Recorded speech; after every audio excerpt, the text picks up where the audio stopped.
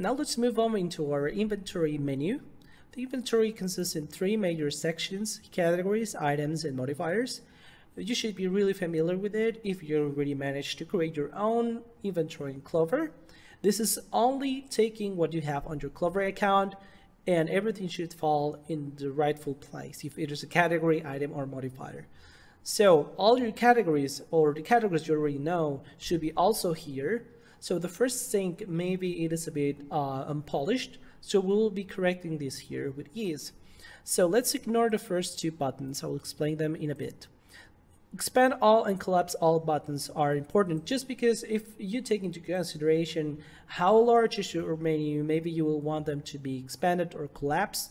But this could be also something that you can work on if you have a description or if you have an image to let people know what kind of things or what kind of food that category is about. Because it could be a breakfast menu, it could be a big salads, but yeah, like what kind of taste I can have through my eyes. So this is really important for people to know and to have a more appealing, a more kind of enthused decision to take an order. This really affects a lot of how people perceive food. So it's really important that you use every single tool that we have here. So how to reaccommodate your menu is really easy. There's a search category and this category list that is literally a drag and drop. So there is no biggie, you just need to reorder the way you need it. In this case, I would like to have breakfast all day at the top. So we'll just take breakfast all day and put it at the top. And this should immediately reflect on my menu. There it is. There are other options that it will depend on each category. If you notice, if I click on breakfast all day, the center panel and the panel in the far right will also have some settings that I can use. But for the moment, let's say that I want to remove certain categories because the first thing wasn't polished and I don't want a lot of things here. So I'll remove old-fashioned milkshakes, sandwiches, let's remove specialties and shareables. And now I will just need to update. And now there is no specialties, there is no shareables, and the other menu stuff that I removed. This is really easy to perform. It is literally something that you can also do on your Clover point of sale system with the app that we have there. We will talk about that in a different video. And now I would like to see what other features I have for every single category. I have you can actually add an image to every single category so people know what kind of food you're selling. In this case, this is a breakfast. So I will add something that is more of a kind of a visual thing instead of an actual food, just for demonstration. And there's an important factor here. I cannot use any image. I need to set an image and also a description, because just as a reminder, our websites are ADA compliant, so this will save you a lot of money and time trying to figure out how things should work. We just need an image description to tell people what is this image about or what is this category about. So this is about eggs and bacon. So let's just set it up like that. So voice agents can read it and other tools can make use of this description so people with disabilities can or will know what kind of things we have there. So this is a very easy transaction.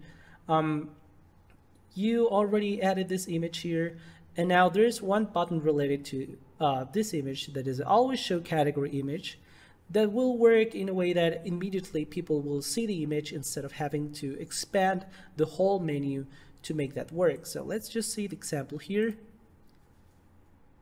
Breakfast all day, it is collapsed, and the image is here. Looks really nice, but normally this will be hidden from people. So if I click always show category image, this should kind of show only or just a sneak peek of just the image. So let's update this as many times as possible. Okay, there it is. There's no expanding category, but my image is already there. So this is really nice so people know from first sight what they're buying. We have the out expand. This is for each category. When you click expand all or collapse all, this button will be turned on or turned off automatically. So there it is. And that's it. Sort order is the same thing that you're doing here. If you see, if I change my breakfast all day, it is changing numbers of sort order. Maybe there is a very long list of categories and I cannot just simply, drag and drop something. So maybe I will want to take this and instead of put, or try to drag and drop it, I will just put 0 as the higher position. And when I open my store, my cocktails will be at the top. So there's easy ways to polish your menu from here. There's a description section that will let you format certain text here. For example, cocktails. Let's put it in bold.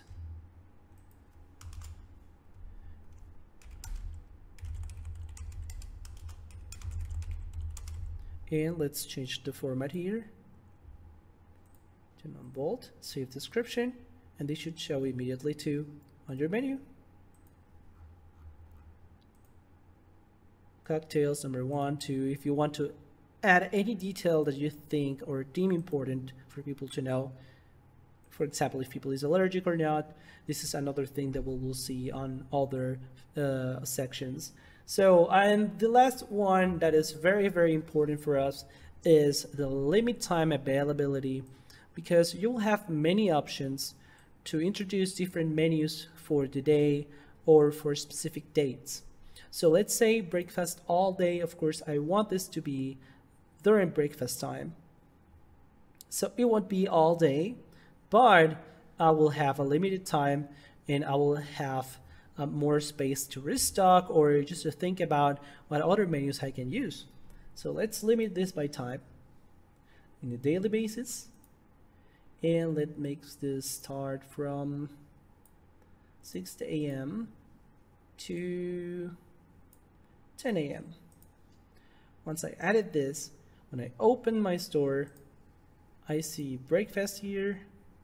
I won't have the menu because the time is over. It is 7:30 p.m. Let's open my store. And my breakfast menu has disappeared. How do I let people know that I have a breakfast menu? Now we will go back to the first 2 buttons, and when it says show unavailable category, I can enable this and let people know that I have a breakfast menu, but it will be available at a certain time.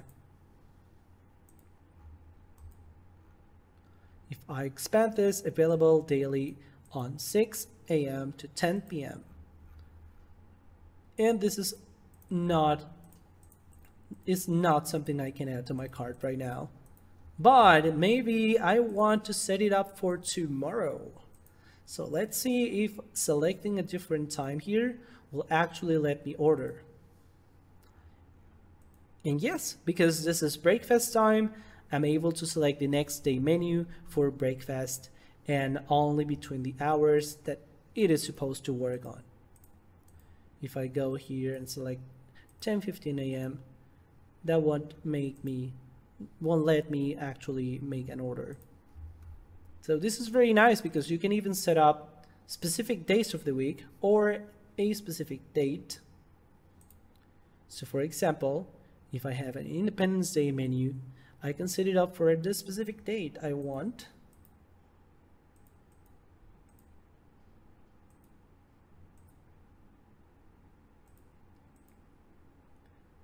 And the menu should not show anymore unless it is Independence Day. Let's just update this. And I'll need to remove. Let's see if it is not updating. Okay.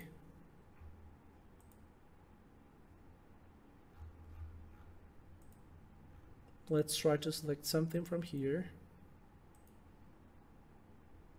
Items below will be removed from the cart because they're not available on April 20th. So this is a really nice way to limit people from ordering or try to ordering something for special events. And you can even just remove the show unavailable category on those. This is something that will help you a lot to limit certain items or limited items or special items that you want to sell and try to focus them on the specific days that you want them to be ordered. This would change if I had a future order that will let me order for the 4th of July. But right now, I won't do that right now. It's kind of crazy, but you can actually set that up. Now let's move on into the items. Oh, one thing I forgot about categories is that you can actually edit items within the category here.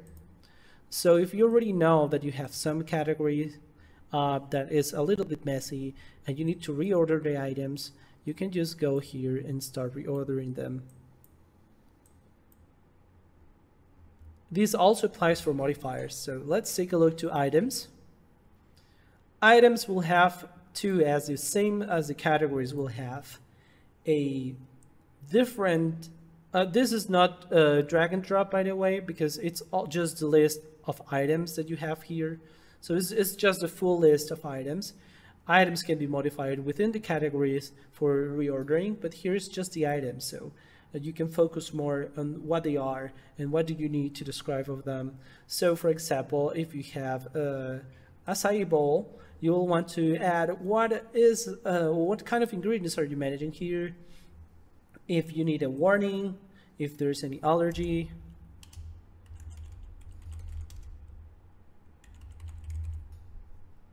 If you want an alternate name, maybe acai bowl is not something that many people know, or you want to use a different name.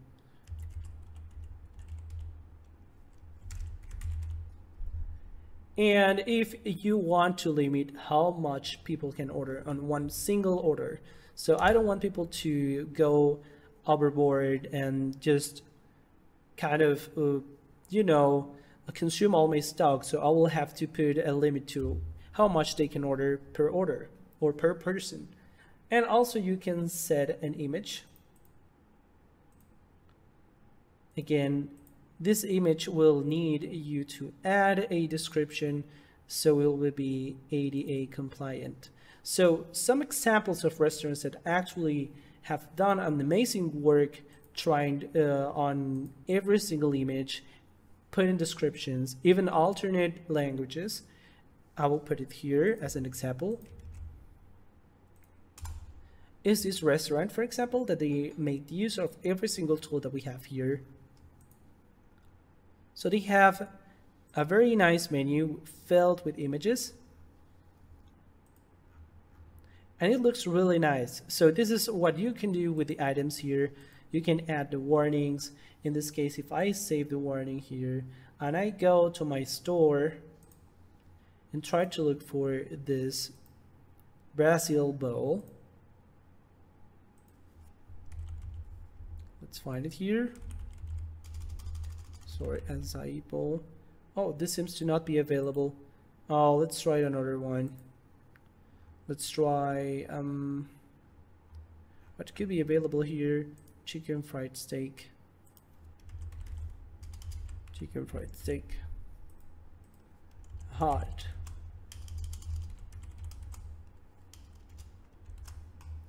Let's save this. And a limit of 2 per person. And let's go to my store and look for it here.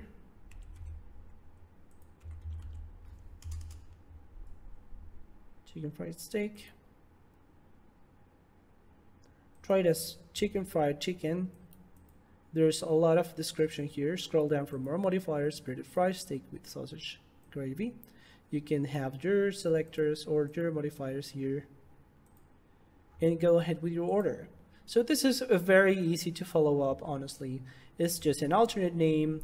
If you want an order quantity limit, your description as the categories, image as well as the categories, and a warning to let people know any details about your items that maybe they need to know immediately, like if it is hot or if it contains some allergens. There's another option here that is upsell. Upsell is a new feature that you can add for every checkout. So maybe if I'm selecting an item from here and I'm finished off, I would like to promote certain items to kind of appear in front of the merchant without being too invasive. So you can use the checkout upsell here to select which ones or which items you want to promote. In this case, I already have my selection here. So you can start upselling certain items that you think will be better or will need to be sold. So here I have my Monster Mash milkshake, strawberry toast, and cookies and cream. So I can add them from here to my cart. This is a nice way to actually promote certain items, and this is within the item section because you already are managing and adding images to everything here. So you will want to make this as appealing as possible. So I would recommend we fill every single feature or every single field that we have here to make it a very good experience. Now let's go to the modifier groups. Modifier groups are as the same as the categories in what interaction is. So right now we have a drop and drag and drop kind of menu. You can turn it off or turn it on depending on what you want or how you want them to show up first. And they will have their own alternate name too if you want. This is the name that will show on the store. And if you have any input or warning, maybe there's a modifier that is dangerous for certain people, so you will have to be very specific or try to explain what your modifier is about.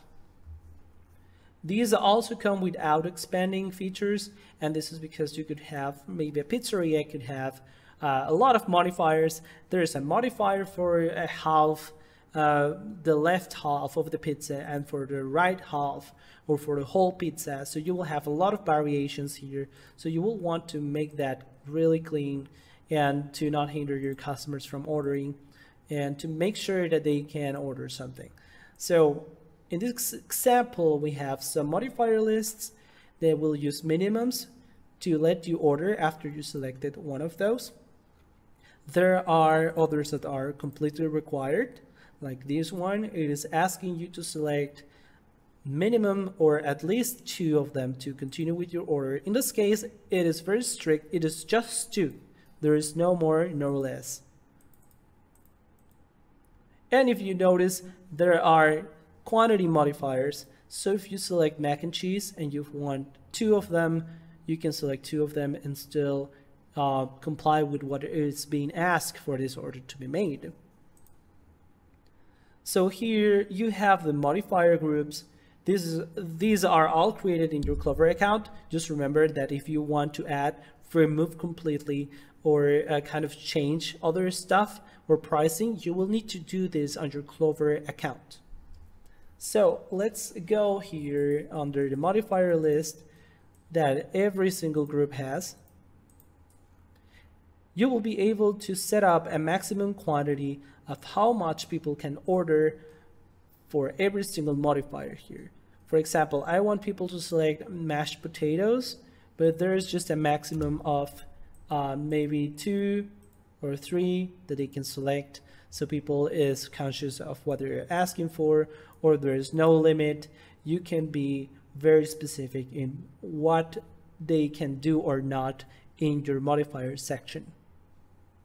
This is very easy to set up, honestly. It just requires time because there are a lot of stuff, a lot of things that you need to see one by one basis. So this is something that we can definitely take care of for you if you need it, and as we see fit or as we know or experience with our long history of making menus.